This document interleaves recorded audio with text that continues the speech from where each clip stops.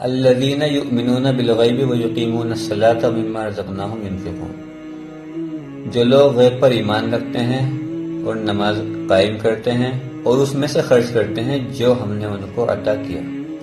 پچھلی آیت میں فرمایا گیا ہے ھدی للمتقین، یہ ہدایت ہے ان ڈرنے والوں کے لیے جو غیب پر ایمان رکھتے ہیں۔ اب غیب، قرآن کریم نے بن دیکھی چیزوں کے لیے غیب کا لفظ استعمال کیا ہے۔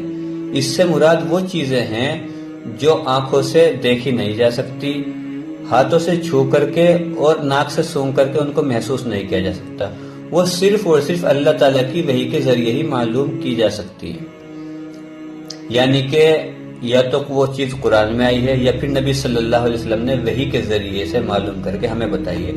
مثال کے طور پہ جیسے ہم لے لیں اللہ تعالیٰ کی صفات ہے، جنت دوزخ کے حالات ہیں اور فرشتے وغیرہ۔